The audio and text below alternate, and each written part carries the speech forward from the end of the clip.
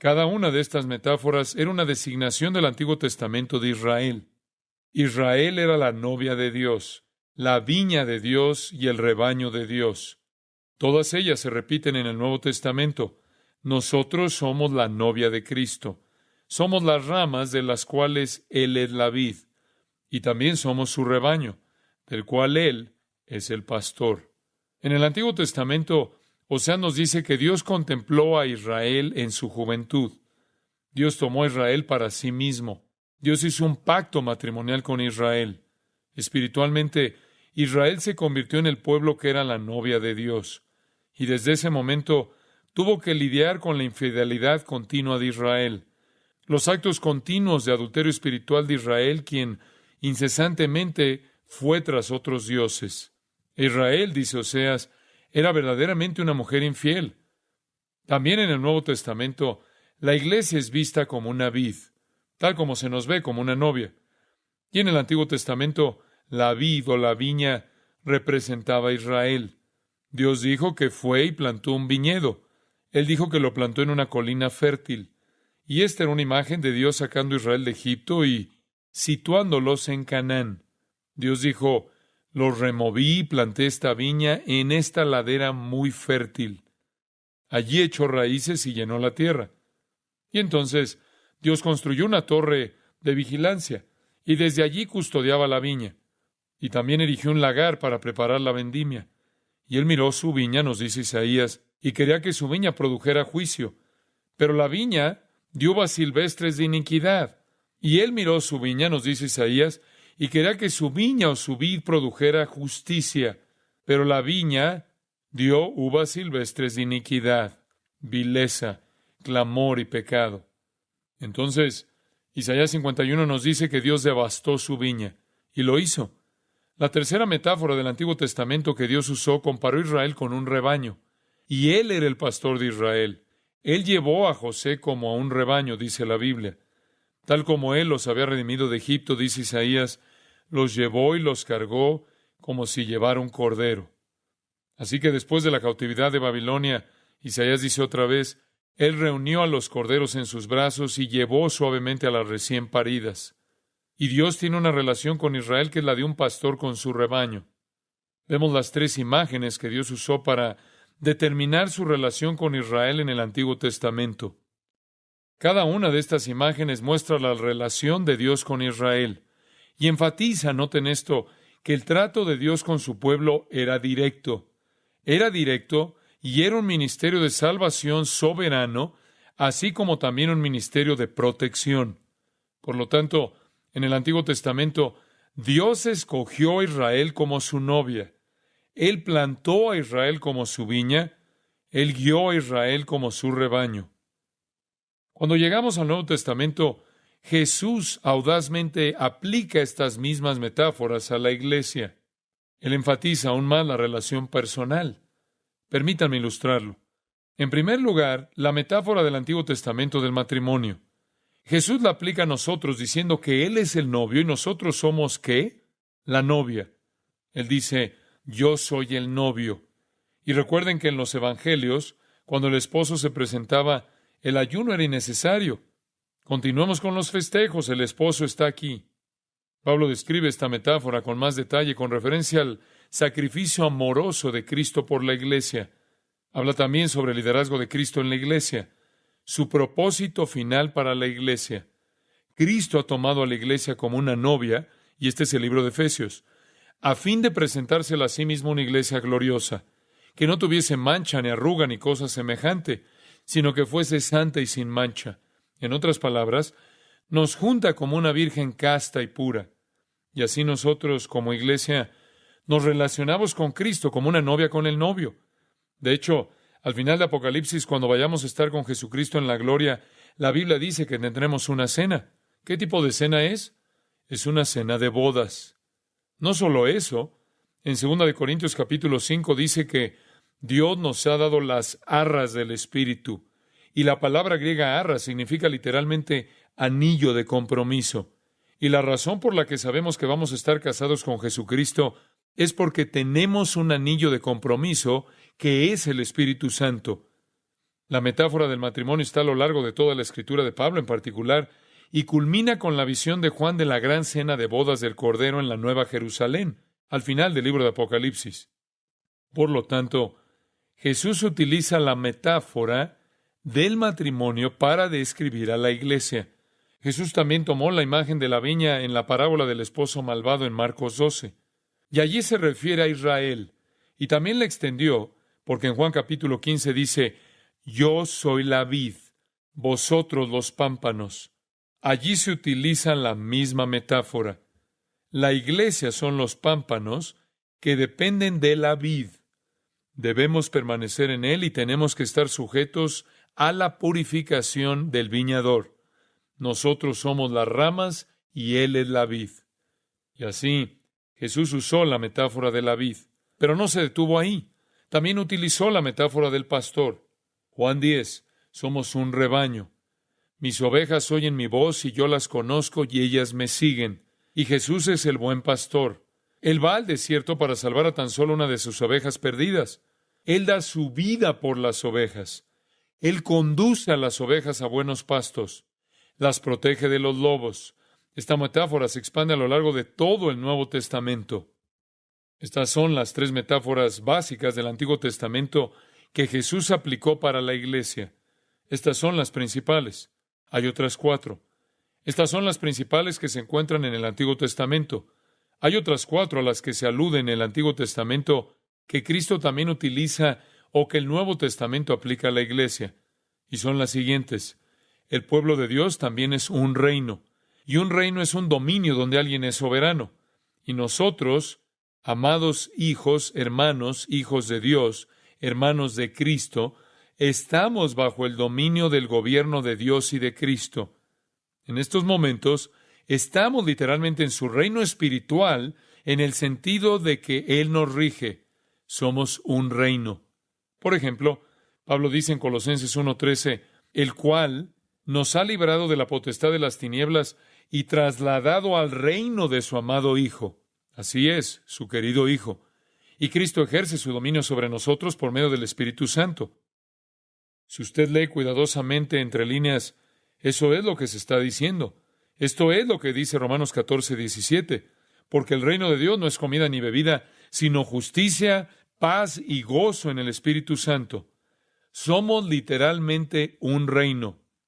Hay otra metáfora con la que se nos designa en el Nuevo Testamento. También somos un hogar o una familia.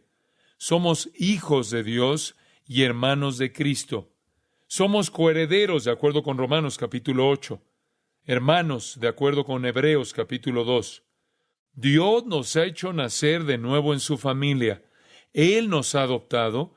Él ha enviado su Espíritu Santo a nuestros corazones, por el cual le llamamos Abba, Padre, que en griego significa papá, una expresión de cariño o cercanía. Y no debemos tener ningún pensamiento ansioso acerca del mañana, porque sabemos que nuestro Padre conoce nuestras necesidades antes de que siquiera pensemos en ellas. Hemos de ocuparnos del reino de Dios y todas las demás cosas nos serán añadidas. En tercer lugar, no solo somos un reino y un hogar o una familia, somos también un edificio. La iglesia es un edificio no hecho con manos, por cierto, sin embargo, una construcción. ¿Quién es nuestro sostén? Pablo dijo, porque nadie puede poner otro fundamento que el que está puesto, el cual es Jesucristo. Y somos construidos sobre esa base. Los apóstoles fueron los primeros en la base, y de allí en adelante seguimos nosotros. Somos un edificio de Dios. A continuación, en cuarto lugar, somos un cuerpo, el cuerpo de Cristo. Y esta metáfora en particular no tiene ningún equivalente en el Antiguo Testamento. Ninguno. Las 3 primeras tienen una importante equivalencia en el Antiguo Testamento. A las 3 siguientes se las alude de un modo no tan significativo en el Antiguo Testamento. De esta no se hace ilusión en el Antiguo Testamento en absoluto. El concepto ni siquiera existe en el Antiguo Testamento. Usted preguntará, ¿y eso qué importa? Esta es nuestra posición única en Cristo. Somos el cuerpo de Cristo. Esto es único. No tiene equivalente alguno en el Antiguo Testamento. Es nuestra identidad única. Somos el cuerpo de Cristo. No somos un edificio. Estos edificios donde estamos ahora son totalmente irrelevantes. Contamos con ellos porque tenemos que venir y sentarnos en algún lugar para escuchar la palabra de Dios. La iglesia no es un edificio físico. Somos un edificio espiritual, como hemos dicho, no físico. Esta no es la iglesia. Usted es la iglesia. Yo soy la iglesia. No somos una organización. Somos una koinonía. Somos una comunión. Somos una comunión de un cuerpo, el cuerpo de Cristo. Ahora bien, esta metáfora única va a formar la base para nuestro estudio esta noche. Y por cierto, por muchas semanas en adelante, a medida que estudiamos el libro de Efesios versículo a versículo, el cual nos presenta la doctrina del cuerpo de Cristo. Antes de que vayamos a Efesios, veamos lo que dice Primera de Corintios 12. Quiero que vean tres cosas sobre el cuerpo, y le explicaremos lo que el cuerpo de Cristo significa. Esto es estratégico y quiero que pongan mucha atención. Quiero que observen tres cosas que caracterizan al cuerpo y que están completamente explicadas. Tres cosas que caracterizan al cuerpo y que están explicadas de manera detallada en el capítulo 12. Número 1, la unidad. Número 2, la diversidad. Número 3, la armonía. Unidad, diversidad, armonía. Son cosas clave para que usted entienda. Parte del motivo por que la iglesia está tan deteriorada es porque las personas no están funcionando como el cuerpo. Palabras estratégicas. En primer lugar, observemos la unidad. La primera característica dominante de un cuerpo es su unidad. 1 Corintios 12:12. Porque así como el cuerpo es uno. Y aquí se está hablando de un cuerpo físico, y tiene muchos miembros, pero todos los miembros del cuerpo, siendo muchos, son un solo cuerpo, así también Cristo. Aquí Pablo menciona el cuerpo físico, y dice a la gente que ellos deben saber que un cuerpo físico debe ser uno. No se puede tomar un cuerpo físico y poner un brazo aquí y una pierna allá, un par de metros más allá una cabeza y un corazón, y luego decirle al cuerpo que haga algo. No se le puede decir a los miembros desconectados, únanse y funcionen. Un cuerpo es una unidad o no existe. Debe ser uno. Pablo dice, el cuerpo es uno y tiene muchos miembros. El cuerpo físico no se puede cortar. Si lo hace, morirá. La esencia de un cuerpo es la unidad. Somos uno. Así también Cristo. Somos un cuerpo. Cristo es la cabeza, nosotros somos el cuerpo, todos los miembros, somos uno. Si nos separamos, estamos muertos. No podemos separarnos. ¿Funcionamos como una unidad o no funcionamos? Somos uno. Y Cristo es la cabeza del cuerpo, de la cual proviene toda la instrucción, todo el poder cerebral, toda la energía y todos los recursos para hacer que cada parte del cuerpo funcione. La cabeza es la vida. Usted puede cortar la mano y el brazo, y la cabeza mantendrá la vida. Y usted puede cortar partes del cuerpo y la vida continúa ahí. Pero si le corta la cabeza, la vida se acaba. Y lo mismo es cierto en el cuerpo de Cristo. Una analogía perfecta. Cristo, nuestra cabeza, es la fuente de nuestra vida. Efesios 5:23, Pablo dice, Cristo es cabeza de la iglesia. En Colosenses 1:18 dijo, y Él es la cabeza del cuerpo que es la iglesia. Cristo es la cabeza. Cristo es la cabeza. Algunas personas piensan que son la cabeza. Piensan que son la cabeza de la iglesia. Conozco un hombre que tiene ese título. Él no es la cabeza de la iglesia. Jesucristo es cabeza de la iglesia. Todos los creyentes son uno en Él, un solo cuerpo, una unidad. Recibimos todos los recursos, todas nuestras fuerzas, toda nuestra sabiduría y nuestras instrucciones de la misma cabeza. Noten el versículo 13. Así es como uno pasa a formar parte del cuerpo. ¿Cómo comienza el cuerpo, la unidad del cuerpo? Versículo 13. Porque por un solo espíritu fuimos todos bautizados en un cuerpo. Noten cuántas veces se usa la palabra uno. Versículo 12, 2 veces. Versículo 13, 3 veces. ¿No cree que él quería enfatizar la unidad en esta lista? Porque por un solo espíritu fuimos todos bautizados en un cuerpo, sean judíos o griegos, sean esclavos o libres, y a todos se nos dio a beber de un mismo espíritu. Somos uno. Y la salvación es el punto inicial de nuestra unidad. Todos llegamos al cuerpo por el mismo espíritu. Todos llegamos de la misma manera. ¿Cuál? Jesucristo, una puerta. Jesucristo. Estamos en un solo cuerpo porque todos fuimos bautizados por un solo espíritu en un mismo cuerpo. Y ahora tenemos ese mismo espíritu morando en nosotros. Versículo 13. Por un solo espíritu fuimos todos bautizados en un cuerpo. ¿Qué dice la gente que es el bautismo del Espíritu Santo? En este versículo está claramente definido. Es el Espíritu Santo de Dios colocando al creyente en el cuerpo de Cristo. Eso es exactamente lo que dice ahí. Por un solo espíritu fuimos todos bautizados en un cuerpo. Usted entró en el cuerpo de Cristo en el momento de la salvación al ser colocado allí por la energía del Espíritu. Desde el momento en que usted recibió a Jesucristo, usted formó parte de ese único cuerpo y fue puesto allí por ese mismo Espíritu. No solo se le colocó en ese lugar, el versículo 13 dice que también tiene el mismo Espíritu que mora en nosotros. A todos se nos ha dado a beber de un mismo Espíritu. ¿Se da cuenta que está haciendo hincapié en nuestra unidad? Ese es el punto. Está haciendo hincapié en nuestra unidad. Hemos nacido del Espíritu, ¿no es cierto? Nosotros ponemos la fe en Jesucristo. Hemos nacido del Espíritu, por el mismo Espíritu colocados en el cuerpo de Cristo. Al ser colocados en el cuerpo de Cristo, se nos dio el mismo Espíritu. El Espíritu nos ha redimido por la fe en Cristo. El Espíritu hace realmente el trabajo de regeneración. El Espíritu nos regenera, nos coloca en el cuerpo de Cristo, viene a morar en nosotros. Usted se pregunta si en todos los cristianos vive el Espíritu Santo. Délo por seguro.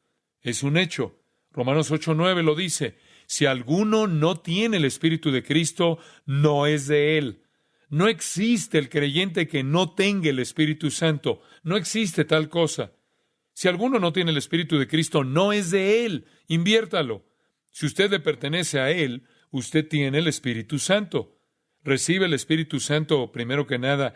Él lo ha regenerado, colocado en el cuerpo. Entonces usted le recibió, bebió de él. Él vino dentro de usted. Él vino a usted. Él vino a su interior. Ahora, ¿ve que nuestra unidad está sujeta en el Espíritu? Por eso Pablo dice en Efesios 4:3 que tenemos la unidad del Espíritu. Debido a que es el mismo Espíritu quien nos regenera, nos bautiza en el cuerpo y mora en nosotros. Nuestra unidad entonces no se basa en una base de denominación artificial. No se basa en el hecho de que solo somos todos creyentes en Cristo. Se basa en el hecho de que hemos sido identificados por el trabajo de un solo Espíritu. Ese es el punto de nuestra unidad. Tenemos un solo Espíritu. Él es el mismo tanto en mí como en usted. Mismo Espíritu. Llegué a Jesucristo, creí en Él, fui regenerado por el mismo Espíritu y de la misma manera colocado en el mismo cuerpo por el mismo Espíritu, de la misma manera, habitado por el mismo Espíritu, de la misma manera que usted. Y por lo tanto, nuestra unidad está en el Espíritu. Es por eso que cuando un creyente opera en la carne, opera de manera contraria al buen funcionamiento del cuerpo, porque el cuerpo debe funcionar en la unidad del Espíritu. No hay otra manera de entrar en el cuerpo de Cristo, sino siendo bautizado en el cuerpo por el Espíritu. Y solo hay una manera de ser bautizado en el cuerpo por el Espíritu, y es siendo redimido por Jesucristo. Todos venimos de una manera por medio de un Salvador, por medio de un solo Espíritu, por solo una salvación, y así comienza nuestra unidad. En el cuerpo de Cristo, todos llegamos a través de la sangre de Jesucristo por el Espíritu de Dios. Así comenzamos con la unidad esencial. ¿No es interesante cómo una vez que todos hemos conseguido esa unidad y estamos en el cuerpo, nos dispersamos? Todos venimos de la misma manera. Experimentamos el mismo Espíritu, tenemos el mismo Espíritu que reside en nosotros y nos esparcimos. Y entonces pasamos todo nuestro ministerio tratando de poner el cuerpo junto, una vez más, para darnos cuenta de nuestra unidad. Somos uno solo. No existen cosas tales como los supersantos. No los hay. Un pastor dijo, la iglesia es tan fría y el cuerpo está tan muerto que cuando alguien llega con una temperatura de 37 grados centígrados, creemos que está enfermo. Creemos que tiene fiebre, pero es normal. Tranquilícenlo. Está fuera de control. Estar totalmente comprometidos con Jesucristo y totalmente absortos en el ministerio del Espíritu no es ser maravilloso, es ser normal. Usted vino por un espíritu a un cuerpo, al igual que el resto del mundo. Ese es el punto de nuestra unidad. No hay nadie que se pueda poner de pie en el cuerpo de Cristo y decir, yo llegué aquí de este modo, tú quédate allá abajo. No, venimos de la misma manera, y fue por gracia, no fue por obras. Si fuera por obras, todos nos estaríamos jactando, ¿no es así? Todos somos trofeos de la gracia, traídos al cuerpo de la misma manera. No tenemos nada de qué gloriarnos, nada de qué presumir, nada para ponernos de pie y decir, yo voy a enseñorearme de ti. Y la dicotomía entre los laicos y el clero no es bíblica. Yo no estoy por encima de usted, fuera de que esta plataforma tiene quizás 1 metro de altura. Esa es la única prominencia que tengo sobre usted. Y si le molesta, predicaré desde aquí abajo. Yo no soy alguien que está por encima de usted, y usted no es alguien que está por encima de otra persona y que está por debajo de otra persona. Somos uno. Entiéndalo. No hay jerarquía en el Nuevo Testamento. Hay diferentes dones, pero no hay jerarquía. Si quiere un organigrama del cristianismo, tiene a Cristo en la cabeza y luego desde ahí es un gran círculo. Eso es todo. Todos llegamos al cuerpo de la misma manera. Todos somos trofeos de la gracia de Dios. No hay jerarquía. Todos somos uno. Recuérdelo. Hace unos minutos presentamos metáforas de la iglesia. ¿Ha notado cómo cada una de ellas, sin excepción, enfatiza la unidad? Observe esto. Somos una esposa con un marido. Somos un solo rebaño con un pastor. Somos un grupo de ramas de una vid. Somos un reino con un rey. Somos una familia con un solo padre. Somos un edificio con un cimiento. Somos un solo cuerpo con una sola cabeza, Jesucristo. Somos uno. La Biblia no distingue ramas gruesas y ramas delgadas, u ovejas cojas y ovejas extraordinarias. El mensaje del cuerpo de Cristo es el mensaje de unidad. Somos uno. Somos uno en Cristo. No hay lugar para la jerarquía. No hay lugar para la clase alta, la clase baja. Y le diré algo más. No existe tal cosa como un creyente aislado. No hay ningún creyente que sea parte del cuerpo que esté sentado aquí solo. Usted está en el cuerpo. Es parte de él tanto como yo o cualquier otra persona. No hay cosas tales como la clase superior y la clase inferior de cristianos. Y no hay ninguno que esté fuera del cuerpo. Todos ustedes están en el cuerpo. Solo para enfatizar su unidad, permítanme leer algo de la misma. Lo estudiaremos en las próximas semanas. Efesios 4:4.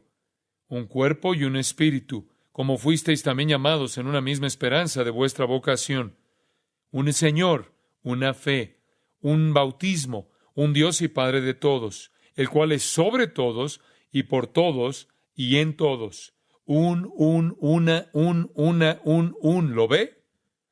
Y me gusta esto. 1 Corintios capítulo 1, solo para ilustrar esto. ¿Saben lo que pasó en el cuerpo de Cristo en Corinto? Se dividieron y preguntaban, ¿con quién estás? Algunos decían que estaban con Apolos, otros con Pablo, otros con Cefas. Bueno, escuchen, yo sigo a Cristo. Siempre hay alguien así en la multitud. Así estaban en 1 Corintios 1:12. Quiero decir que cada uno de vosotros dice, yo soy de Pablo, y yo de Apolos, y yo de Cefas, y yo de Cristo. Luego, versículo 13, ¿acaso está dividido Cristo? ¿No ven qué tipo de sandez es esa? ¿Por qué están dividiendo al cuerpo? Ustedes no son seguidores de este o aquel. ¿Está dividido Cristo? Capítulo 3, versículo 21.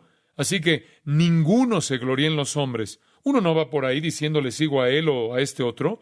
No se gloríe en eso, porque todo es vuestro. Sea Pablo, sea Apolo, sea Cefas, sea el mundo, sea la vida, sea la muerte, sea lo presente, sea lo porvenir. Todo es vuestro, y vosotros de Cristo, y Cristo de Dios. Acaben con esta división y regresen a la unidad. Una poderosa sección en el capítulo 3. Él dice que todo lo que uno se puede imaginar, las cosas por venir, la muerte, la vida, todo, es todo tuyo, eres uno. Usted es uno con Cristo y Cristo con Dios. Pablo hace hincapié en nuestra unidad. La iglesia es un pueblo, una asamblea de redimidos que debe su existencia incomparable, su vida en común, al hecho de que fueron colocados por un espíritu en un solo cuerpo en donde mora el mismo espíritu. No somos creyentes aislados, somos uno. ¿Sabía usted que su vida nunca termina? Simplemente empieza donde empieza la mía. Y todo el cuerpo de Cristo sigue adelante de esa manera. No hay separación. Es una cadena sin fin. Hemos sido llamados a la comunión con su Hijo, Jesucristo nuestro Señor. Todos formamos parte de su cuerpo. Usted se preguntará qué nos trajo aquí. ¿Somos los escogidos de Dios? Somos la eclesía de Dios, aquellos a quien Dios elige, llamados a apartarnos del mundo para existir como una entidad separada. Su cuerpo, con Él a la cabeza, y debemos llevar una vida digna de su llamado, para que podamos llegar a ser en virtud y conducta lo que somos en estatus, escogidos, santos, separarnos, apartarnos para Él, su cuerpo. Entonces, la iglesia es, pues, el pueblo de Dios, escogidos y separados para existir para Él. Uno en santidad, uno en misión. Todos tenemos la misma misión, uno en sufrimiento y uno en gloria. Somos uno. Efesios 2:2, escuchen esto. En aquel tiempo estabais sin Cristo, alejados de la ciudadanía de Israel y ajenos a los pactos de la promesa, sin esperanza y sin Dios en el mundo. Pero ahora en Cristo Jesús, vosotros que en otro tiempo estabais lejos, habéis sido hechos cercanos por la sangre de Cristo, porque Él es nuestra paz, que de ambos pueblos hizo uno, que es judío y gentil, derribando la pared intermedia de separación, aboliendo en su carne las enemistades, la ley de los mandamientos expresados en ordenanzas, para crear en sí mismo de los dos un solo y nuevo hombre, haciendo la paz y mediante la cruz reconciliar con Dios a ambos en un solo cuerpo. Y luego continuó diciendo, porque por medio de Él los unos y los otros tenemos entrada por un mismo espíritu al Padre. Somos uno. Gálatas 3:28, ya no hay judío ni griego, no hay esclavo ni libre, no hay varón ni mujer, porque todos vosotros sois uno en Cristo Jesús. Ninguna de esas distinciones existe en la iglesia en términos de nuestra posición en la bendición de Cristo. Somos este hombre nuevo, un cuerpo nuevo, el cuerpo de Cristo, algo nuevo. Antes no existía. Y Cristo ha abolido todas las barreras que nos hacen uno. Ha suprimido las barreras de nacionalidad, las barreras de raza, las barreras de clase, las barreras de sexo. Cada barrera ha sido abolida para formar a un hombre nuevo. Eso es algo glorioso. Somos uno. No importa quién eres, si amamos a Jesucristo, somos uno. Algunas personas no pueden entender esto. Piensan que existen cristianos aquí arriba y luego aquellos de clase baja. Eso no es así. Así que los días de la discriminación se han acabado. La iglesia que Cristo ha creado, encabezada por Cristo, no tolera las diferencias en absoluto. Ninguna. Hay algunos lugares en los que no se puede predicar este mensaje sin ser enviado a la cárcel. El apóstol Pablo nos repite el mensaje nuevamente en Romanos 10, 12 y 13. Porque no hay diferencia entre judío y griego, pues el mismo que es Señor de todos, es rico para con todos los que le invocan, porque todo aquel que invocar el nombre del Señor será salvo. Todas las barreras desaparecen. No hay barreras en Jesucristo. Somos un nuevo hombre. Y como resultado, todos los cristianos, ya sean judíos o gentiles, hombres o mujeres, esclavos o hombres libres, analfabetos, analfabetas, salvajes o griegos educados, sea cual fuera el caso, todos somos conciudadanos. Pablo nos llama a 4 cosas usando palabras griegas. Nos llama conciudadanos, coherederos, miembros, copartícipes. Uno, una unidad. En todas las metáforas se hace hincapié en la unidad. Es mi oración por esta iglesia que por lo menos esta parte del cuerpo de Cristo pueda sentir nuestra unidad. Necesito sufrir cuando usted sufre. Y usted tiene que estar dolido cuando yo estoy dolido. Y tengo que ser sensible a sus necesidades. Y usted tiene que ser sensible a las mías. Y yo tengo que darle amor cuando necesita amor. Y necesito que usted me lo dé cuando yo lo necesite. Y exhortarlo cuando usted necesita que lo exhorten. Y que me exhorten cuando yo lo necesito. Y cuando necesite ser reprendido, reprenderlo. Y cuando necesito reprensión, que usted me reprenda a mí. Eso va para todos, excepto mi esposa. No quiero que se entusiasme. Ella ya lo hace. Usted y yo tenemos que funcionar en conjunto, ser sensibles el uno por el otro. Usted no debe aislarse como cristiano. Debe entrar en la corriente del cuerpo de Cristo. Debe entrar en la corriente de la vida del cuerpo. Muchos cristianos hoy vienen a la iglesia el domingo por la mañana, se sientan y piensan que Dios se siente bendecido por su presencia aquí. Y no tienen el concepto de operar en la corriente de la vida del cuerpo, por lo que funcionan como miembros incapacitados y mutilan al cuerpo de Cristo. Y el resto de nosotros andamos cojeando, tratando de compensar sus incapacidades. Se debe estar en la corriente principal de la vida del cuerpo. Usted debe ser sensible a mí y yo tengo que ser sensible a usted. Somos uno. Esto es lo que quería Jesús, desesperadamente. Juan capítulo 17, un capítulo precioso. Una mirada al corazón de Jesucristo. Escúchenlo a Él orando a su Padre. Pongan atención por lo que Él ora. Podría haber orado por muchas cosas, pero oigan por lo que ora. Juan 17, 20. Mas no ruego solamente por estos, sino también por los que han de creer en mí por la palabra de ellos. En otras palabras, no solo estoy orando por mis discípulos, estoy orando por los que han de creer en mí por la palabra de ellos en el futuro. Ahora, ¿por qué voy a orar? Versículo 21. Para que todos sean uno, como tú, oh Padre, en mí y yo en ti, extrasensibles el uno por el otro. Es tan hermoso que ellos también sean uno en nosotros, para que el mundo crea que tú me has enviado. ¿Saben lo que convencerá al mundo acerca de quién es Jesús? Cuando seamos uno, la gloria que me diste, yo les he dado, para que sean uno, así como nosotros somos uno. Él nos otorgó su gloria, para que pudiéramos ser uno, y su gloria es el Espíritu Santo. La presencia del Espíritu Santo es nuestro punto de unión, todos con el mismo Espíritu, que es nuestro enlace para la unidad. Yo en ellos y tú en mí, para que sean perfectos en unidad, para que el mundo conozca que tú me enviaste y que los has amado a ellos como también a mí me has amado. Cuando seamos uno, realmente eliminaremos la complacencia de este mundo. Si esta iglesia llegara a ser una en términos de la vida del cuerpo y comenzara a ministrar a las necesidades espirituales de los demás y sintiera una unidad extrasensible, el mundo nunca podría contra eso, debido a que liberaríamos la unidad del Espíritu y toda la energía que eso incluye. Usted se preguntará cómo trabaja esta unidad. La clave está basada en la humildad. Vayamos a Filipenses 2:2. Jesús oró para que fuéramos uno. Pablo también deseaba lo mismo y los filipenses evidentemente no habían cumplido con esto. Quizás nos pueden dar un buen ejemplo de lo que necesitamos oír. Versículo 2, Pablo le dice a los filipenses, completad mi gozo, sintiendo lo mismo, teniendo el mismo amor, unánimes, sintiendo una misma cosa. ¿Ve lo que Pablo quiere que sean? Uno, solo sean uno. Tengan el mismo tipo de amor, el mismo amor. Sean uno, sean de un mismo sentir. ¿Qué sentir? Versículo 5. Haya pues en vosotros este sentir que hubo también en Cristo Jesús. ¿Cuál es? Versículo 6. El cual, siendo en forma de Dios, no estimó el ser igual a Dios como cosa que aferrarse, sino que se despojó a sí mismo, tomando forma de siervo, hecho semejante a los hombres, y estando en la condición de hombre, se humilló a sí mismo, haciéndose obediente hasta la muerte y muerte de cruz. Ese es el espíritu de humildad condescendiente. Aquí está la mente de Cristo.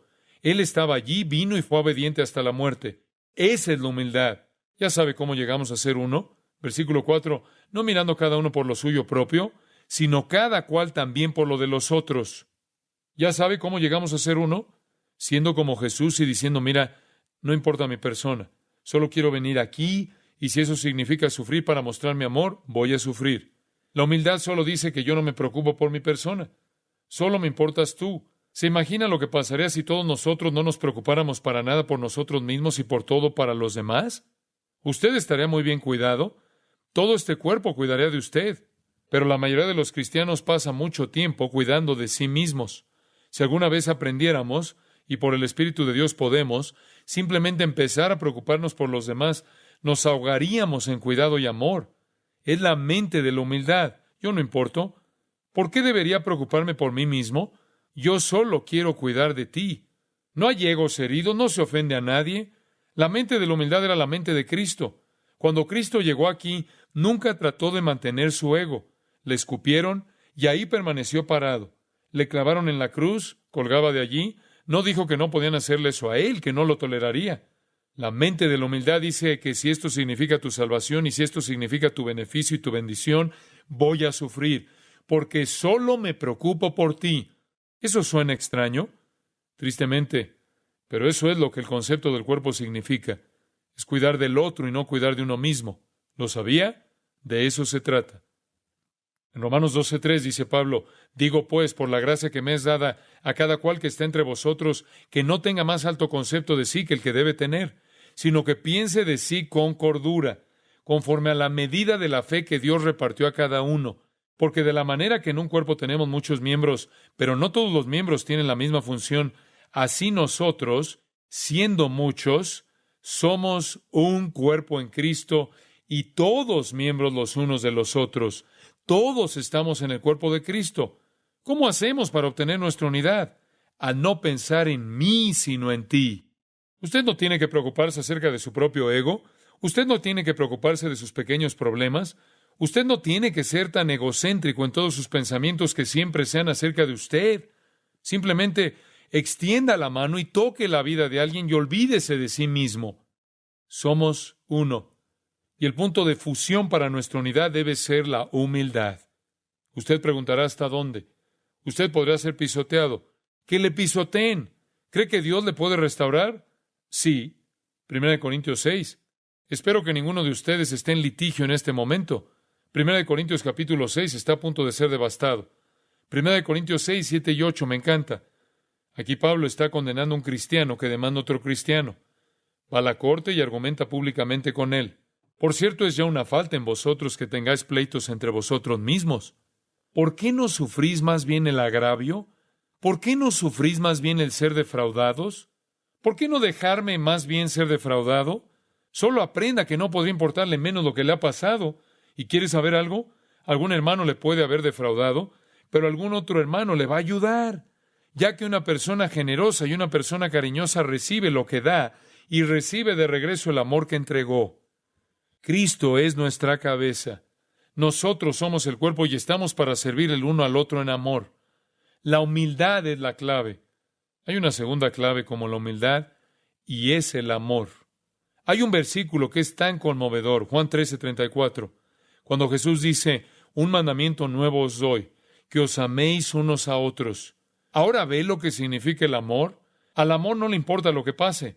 El amor no depende de las circunstancias. El amor solo se irradia hacia afuera, no importa lo que hagan. Eso es amor. El amor no elige.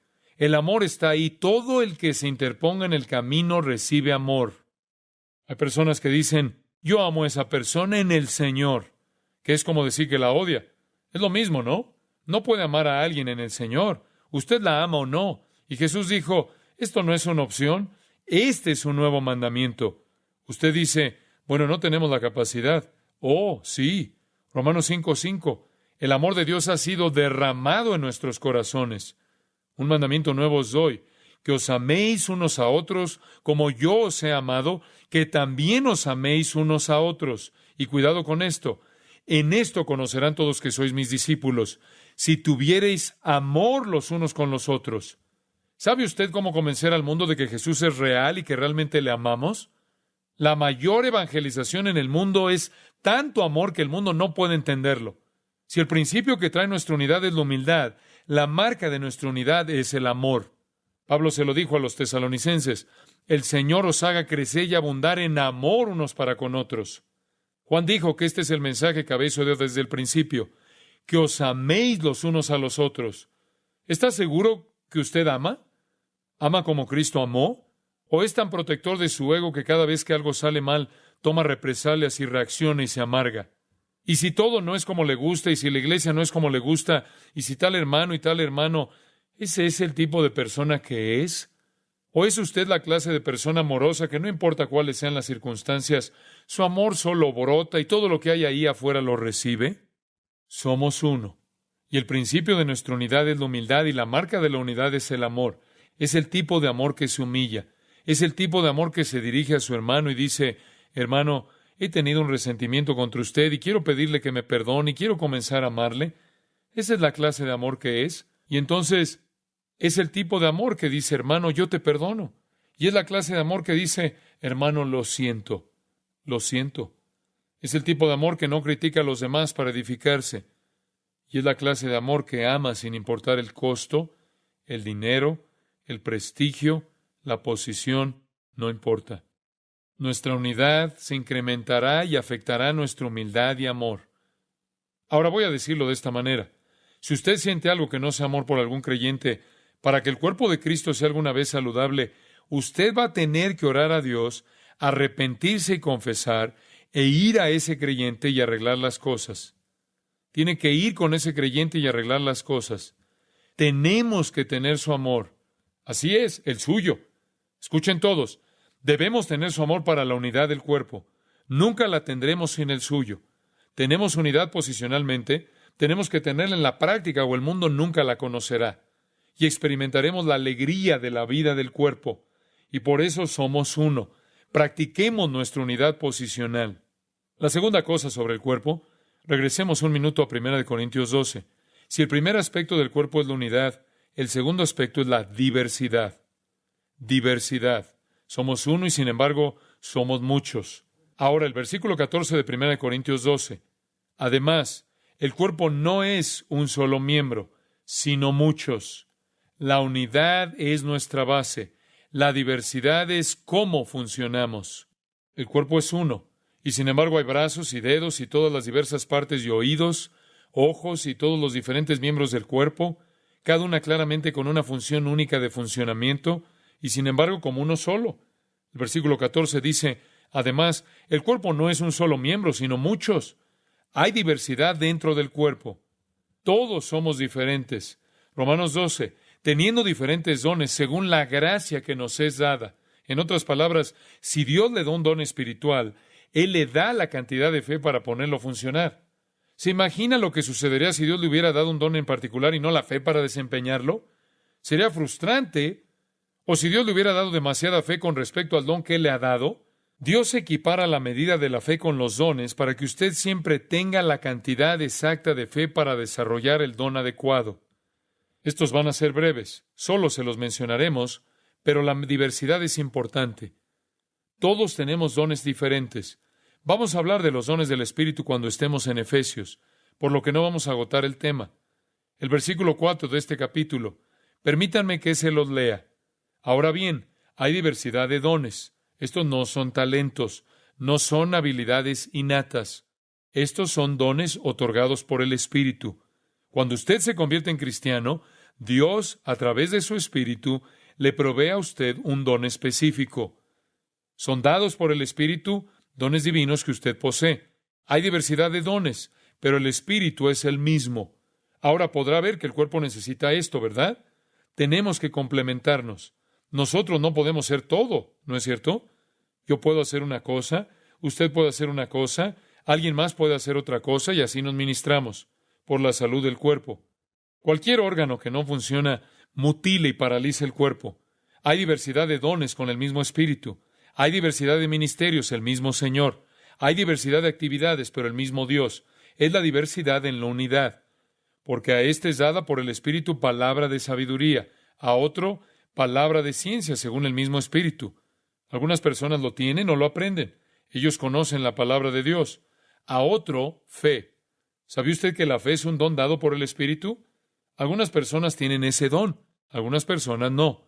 Todos tenemos la fe para creer en Dios, pero algunos tienen el don de la fe, que es la fe más allá del tipo normal de fe. A otro, dones de sanidades, por el mismo Espíritu. A otro, el hacer milagros. A otro, profecía. A otro, discernimiento de espíritus. A otro, diversos géneros de lenguas. Y a otro, interpretación de lenguas. Y por supuesto, si estudia cuidadosamente la palabra de Dios, se dará cuenta de que hay todo tipo de dones mencionados en Romanos 12 y en Efesios también. Algunos de ellos son temporales, algunos de ellos son permanentes, algunos de ellos son para los incrédulos, algunos de ellos son para la edificación del cuerpo. No vamos a detenernos en todo eso, pero básicamente hay diversidad de dones. Versículo 11, pero todas estas cosas las hace uno y el mismo Espíritu, repartiendo a cada uno en particular como Él quiere, con el fin de permitir el funcionamiento en el cuerpo para que todos podamos ministrarnos unos a otros. Y para que yo pueda trabajar con usted y pueda hacer para usted lo que usted no puede ser, yo puedo instruirle a usted y tal vez usted pueda hacer algo ejerciendo otro don para mí. Todos podemos trabajar juntos. El Espíritu ha dividido los dones en un equilibrio hermoso. Y voy a decirlo de manera simple. Si usted no está utilizando su don, alguien está siendo estafado. Alguien está sufriendo. Efesios nos dice que incluso la diversidad de los dones conducirá a la unidad. ¿Lo sabía? Efesios 4, 11 y 12. Y él mismo constituyó a unos apóstoles, a otros profetas, a otros evangelistas, a otros pastores y maestros, a fin de perfeccionar a los santos para la obra del ministerio, para la edificación del cuerpo de Cristo, hasta que todos lleguemos a la unidad de la fe. Como verá, la diversidad de los dones trae unidad. Usted preguntará, ¿cómo? Bueno, a medida que todos nos ministramos unos a otros y todos estamos siendo ministrados y ejerciendo nuestros dones en un intercambio perfecto, estamos madurando todos juntos. Y cada miembro recibe el cumplimiento perfecto de los dones. Así nos estamos uniendo. Porque si usted me está ministrando y yo le estoy ministrando a usted, y juntos estamos ejerciendo los dones que Dios nos ha dado, estamos todos juntos creciendo en un cuerpo maduro perfecto. Y así, la diversidad es muy importante. Sus dones espirituales son una bendición dada por un Dios soberano y hay que utilizarlos. La Biblia no dice que encuentre una organización e imparta su don en ella. ¿No dice eso? Si usted tiene un don espiritual, ejérzalo. Si usted tiene el don de ayudar, vaya a ayudar a alguien. ¿No necesita la organización de la iglesia? Hágalo. Si usted tiene el don de enseñar, busque una clase y enseñe. Busque a alguien que necesita ser enseñado. Si usted tiene el don de evangelizar, busque a alguien que no conoce a Jesucristo y evangelícelo. ¿No necesita la organización de la iglesia? Muchas personas están quietas, tienen dones espirituales que el cuerpo de Cristo anhela, y alguien necesita que le ministren. No espere a que la organización le dé un puesto. Vaya a buscar a alguien y practique su don. Y si usted no puede encontrar a alguien a quien ayudar con su don, entonces usted, para empezar, probablemente no está en la corriente principal de la vida del cuerpo. Necesitamos que su don sea ejercido. El Espíritu no se lo otorgó para dejarlo apoyado sobre un estante. Usted dirá, bueno, yo no sé cuál es mi don. Averígüelo. Lea la lista de dones en Romanos 12, 1 Corintios 12 y Efesios 4. Descubra cuál es el suyo por medio de la oración y mediante el estudio de los dones y la determinación de qué es lo que le gusta hacer y qué hacer con la bendición del Espíritu. Usted sabe que no tiene el don de ser pastor o maestro si usted es una mujer. Eso queda eliminado. En segundo lugar, usted sabe que no tiene el don de evangelismo si no puede estar delante de la gente y hablar, al menos a gran escala.